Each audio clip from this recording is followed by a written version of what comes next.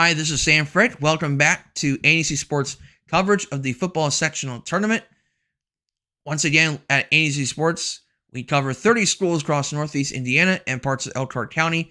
That includes the ACAC, the NECC, and the Northeast 8. We now jump over to sectional number 26, and this is probably the most interesting sectional that we have talked about up to this point because you've got your entire NECC bid school division in this sectional: Lakeland, Garrett, Fairfield, and Angola. You also have a much improved Woodlan team that's 5-4. Tippy Valley 6-3, first year in the Indiana Northern States Conference. Concordia 2-7, but Concordia is not your typical 2-win team. So it's a sectional with a lot of intriguing matchups here. We'll start off with the Lakeland Lakers, and Lakeland started off really well. They got off to a really good start. They were 3-0 going to that matchup with Garrett in week 4. Lost to Garrett 41-27. We think, okay, not their best performance. Lakeland will get better. Things will get better. Blah, blah, blah, blah, blah. Started off that way, and then the West Snowball game happened. Levi Cook gets hurt. Lakeland leaves that game. They lose 35-0. Lakeland starts to get banged up. Injuries start to pile up at Lakeland. And now you're starting to wonder, can Lakeland make this a game with Garrett? That's a big concern. They also have to go back to Garrett. That is a problem. Garrett is good at home. Garrett is undefeated. They are one of the top teams in all of Indiana. And as good as Braden Holbrook is, Braden Holbrook can make mistakes as well. And that's a big concern when you look at that matchup against Garrett because of that defensive front that Garrett's known for. Obviously, we have Carson Mitcom. He's the most versatile player on this Lakeland team. He can run. He can make catches. He can be a wide receiver. He can punt. He can kick field goals. But I think we're at the point with Lakeland where I don't know if it's just me, but I just wonder if Carson Mitcom's versatility could be seen as, I guess, a detriment in a way, because they don't have a guy in the backfield that can actually run the football effectively other than Carson Mitcom. Now, he did rush for 155 yards against Jimtown, which is nice, but Lakeland still cannot run the ball consistently. That's an issue. They had that last year. Now they don't. And now Carson Mitcom may have to do a little bit more on defense because Levi Cook has not been playing. He was injured in the West Snowball game. I was told injured rib cage, I believe it was, in that West Snowball game. Hasn't been back since. And you can see in a totally different outcome for the wrong reasons. They have not been good defensively since the Levi Cook injury. And I don't know if it's a mental thing with Lakeland. I don't know if it's the Levi Cook. The absence of Levi Cook really is that big of a difference. But for whatever reason, the last 3 games, Lakeland's once promising defense has kind of been a letdown the last couple weeks. I mean, yeah, they lost to West Snowball. Okay. Lost to Jimtown last week. Okay. But then they lost to Fairfield. And it's like, Fairfield's an interesting one because, okay, Fairfield's not that good. I mean, they can run the football. Brecken Marin's pretty good. They got Blake Metzger. Okay, they can run the ball a little bit. But 48-38, I was just a little bit surprised by that outcome. I mean, Lakeland's been scoring points the last couple weeks, but they're giving up points. And to me, if you're going to beat Garrett, you can't be giving up points. Can I say this a little bit louder? You can't give up points against Garrett. I'm sorry, but defense has to win this game or their season is over. And that's just plain and simple. You're not going to beat Garrett by talent. And that's the problem with Lakeland right now. They're talented, they're scoring points, but they're not getting the job done on the defense side of the football right now. As good as Keenan Royal is, they need 5 Keenan Royals right now. They don't have enough guys to stop this Garrett team. They don't have enough guys to stop this Garrett flex-bone, wing tee hybrid offense. They just don't. They're not as physical as Garrett, so they have to be able to get guys that can make plays. Otherwise, they're going to struggle. Because this Garrett team plays big boy football. They're tough. They're hard-nosed. They are one of the hardest teams to play against because of their blue-collar play, their physicality, their power offense, a really talented quarterback. There's just not a lot of teams that have that combination. And I just think right now, Lakeland's starting to get injuries at the wrong time. They're not getting the defensive performances they once did several weeks earlier. And now I'm starting to wonder, did Lakeland, I don't want to say peak too early because I think that's the wrong way to use it, but Lakeland just hasn't been playing their best football the last 2 years. And I know Garrett is not Knott's by that stretch, but I mean, I just wonder if Lakeland's defense is going to once again be the reason why they don't win this game. Because right now, to me, as good as Lakeland's offense is, if their defense doesn't get stops, it's not going to mean squats. And Coach O'Shea will tell you the same thing. They got to get back to their success on defense in the first half of the season. Otherwise, good morning, good afternoon, good night for Lakeland season. They're just not going to beat Garrett, period. We'll talk about Garrett later, but I just want to make sure I get to that real quick. Woodlan-Tippy Valley is an intriguing matchup here. Woodlan with that power T offense under Coach Warbacher. Very few teams run that type of offense these days. And Woodland's playing a lot of sophomores, but yet Woodland is still a pretty good team. I mean, they're not giving up a lot of points. I know they give 42 against Adams Central, but let's keep in mind, it is Adams Central. The point being is Woodland is playing much more inspiring football than I think than anybody anticipated. I think when we looked at Woodland's record last year, I think they only went 1-9, 2-8 last year, excuse me. I didn't think we would see Woodland win 5 games with that many sophomores on this team in a completely different offense. But here we are. Woodland is playing their best football in 7 years. Let's make that very clear. It's been a long time. Carter Fleet, Drew Fleet, they're playmakers. We know what to expect from them. Drew Fleet's a 4-sport athlete. We know he's going to be a competitor on this Woodland team. They got a solid quarterback named Ty Loudon. And they also have they also have Jake Lay, who's their halfback at Woodland. And then Shaden Snyder's a fullback at Woodland. He's had some moments this year, playing pretty well in that fullback role for the Warriors. Emerson Spieth, 8.5 tackles per game. Eli Funt, 8.4 tackles per game. 2 guys that we don't talk enough about at Woodland. They have guys. And that's the good thing about Woodland is there's a future now for the Woodland Warriors. Now, obviously, this is a huge challenge for them, going to Death Valley against Tippy Valley, a program that Coach Moriarty has built a powerhouse in Akron, Indiana. Wes Parker, he's been their guy as a junior running back for them. Brock Durf, 11.1 tackles. Asher McGriff, 3 sacks. Tippy Valley's got a really strong defense. Play a battle-tested conference. Pretty good team. Woodland's going to have their hands full on paper against Tippy Valley. West Snowball, Angola. Angola is not bad. 4-5. They can compete in games. They got some guys. The question for Angola is going to be, can they run the football? And doing so with Hawk Hasselman being involved, their quarterback. If they can do that, they'll be in this game. But if they can't run the football against the West Snowball Chargers, they're not going to be in this game. Just because it is West Snowball. They are a really good defensive unit led by Jordan Esch, Ethan Yates.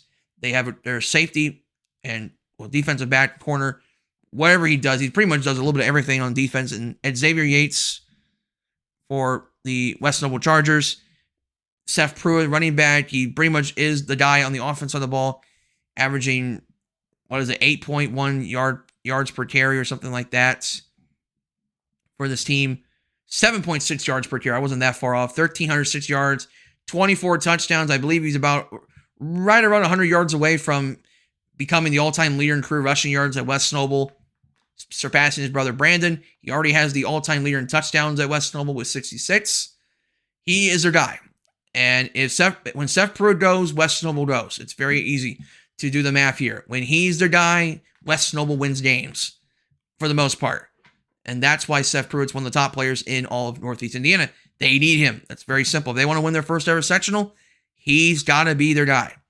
They also got a good player in Tegan Klaus, 6.6 tackles per game. Again, West Snowball's defense pretty balanced. They don't have a guy that really stands out on that side of the ball. They just have a lot of really good players that know their rules well. Xavier Yates, Lucas Conway, Dean Klaus, Jordan Esch, Mikael Bottles, man, freak athlete. We talked about him so many times already. Jalen Schaefer. I mean, there's Trevor Steele. Like, these are guys that do their job on both ends of the field. Trey Schisler, a transfer mid-season from Central Noble. First full year on the West Noble team. Has played well, especially as a mobile quarterback, a guy that's going to run the football, a guy that's going to... He kind of fits the offense pretty well just because of his speed. And that's what West Noble's known for, is being a team that likes to play fast. Fernando Macias, nice year as a senior, kind of being that halfback behind Seth Pruitt. 7 touchdowns, 10 yards per carry. Really good season from him. And also, really interesting year for Dustin Richardson, a guy with averaging 11 yards per carry. So they have guys that, when counted upon, they can provide some much-needed offense for this West Noble Chargers team. And again, they have the defense to win games as well. The thing with Angola is going to have to be stopping the run, obviously, and taking care of the football. Angola, if there's one thing they have an advantage, is with their quarterback. Hawk Hasselman is the guy at quarterback, and he's the guy that really is going to determine whether Angola can compete in this game. If Hawk Hasselman struggles, they're not going to win the game. If he plays well, they'll be in the game. Angola is a tough place to play, so West Noble cannot overlook the Angola Hornets. They cannot underestimate Angola's capabilities in a quote-unquote spoiler role for the Angola Hornets. They know West Noble. They know what to expect. West Noble can't take them lightly. And then you have Concordia and Fairfield. 2 very different styles of offenses. Concordia is a team that would like to spread the ball if they can. Fairfield likes to run the football. They are pretty different styles of offenses, which makes this pretty interesting. Although with Concordia, they've had some injuries this year. At times, Avery Cook still playing well, 383 yards receiving, although he's not gained the same type of targets that he did last year at Concordia, and I'm not sure if it's because of the fact the SEC competition has been much better about covering Avery Cook, but he's not been able to get that same production from last year. But still, when he gets those looks, he's still very good. 14 yards per catch, 383 yards receiving, 6 TDs. He's a guy that I would keep an eye on in this matchup against Fairfield. If Avery Cook has a big game, Fairfield is in big trouble. Fairfield is a team that cannot rely on playing catch-up the whole game. They need to be able to keep things in check and keep their players in check in line and keep things within the line, so to speak. And so it's going to come down to Fairfield's ability to get after their quarterback, which is Jack Andrews. They're going to have to create turnovers. They're going to have to create a lot of chaos and have to frustrate Concordia's ability to throw the football. Obviously, they have the athletes, but do they have the front line to protect their athletes? I think that's still a question mark for Concordia. The offense has had its issues at times this season. Now, obviously, with this being a matchup against Fairfield, you're not playing SEC competition, so it's going to open things up a little bit for Concordia, but the question still remains to be said, and that is, can they generate enough offense? And again, the turnovers are a big issue for Concordia. They have 19 picks this season. Like, that's a lot of turnovers. Like, I don't care if it's SEC or NECC or Northeast State or CIC. If you're turning the ball over 19 times from your quarterbacks, you're not going to win football games turning the ball over that many times. That's just way too many turnovers. And I get it. It's SEC competition. We can't necessarily get too overreactive on that. But, again, 19 picks, 7 lost fumbles. You're talking about 26 turnovers on the offense alone. Defense just hasn't been good enough right now. So Concordia's biggest priority right now, other than getting Avery Cook going, is they got to take care of the football, clearly. Because it don't matter if Fairfield is 4-5 or 2-7. If you're turning the ball over that many times, you're going to struggle to win in the playoffs. If Fairfield has something that Concordia doesn't have, Fairfield does have the front line to create havoc. And they have some boys that they're going to be playing college football next year. They got some hardworking guys. Brecton Marin's the guy that does everything on the backfield. Hunter Kaufman is their linebacker at Fairfield, 9.9 tackles per game. Harley Garl with a 1.5 sacks. Elijah Miller with a pick. I mean, they got guys that can get the job done defensively when they are successful at it. I think the question becomes for Fairfield is, can they do so against the athletes of Concordia? That's where Fairfield hasn't really been tested at all this year, because the NECC just doesn't give you that exposure at all. And so Fairfield's is gonna have their hands full. They're gonna have to work really hard at containing Avery Cook and really giving Concordia to force them to play their game. Otherwise, I think it's gonna be a really hard time for Fairfield to win this game, just because of what Concordia's athletes can show. Overall, regardless of what Concordia can do, I know Concordia can be a sneaky team in this sectional because of that. I do think the front line is a concern for me. I don't think the defense has been good enough for Concordia to win this sectional, regardless of what conference they play in. I just think the injuries for Concordia have been a little bit of a concern up front. And I don't know. If Avery Cook isn't the guy that's generating a lot of offense, I just think Concordia is a bit one-dimensional offensively. Whereas I think West Snowball is a little more balanced. West Snowball's got some talent that matches Concordia's. They got a defense that can stop people. I just don't think Concordia has that. And even if they're playing Garrett for the sectional title, I don't know if Concordia is physical enough to withstand Garrett's physicality. Because Garrett's just not your typical small school.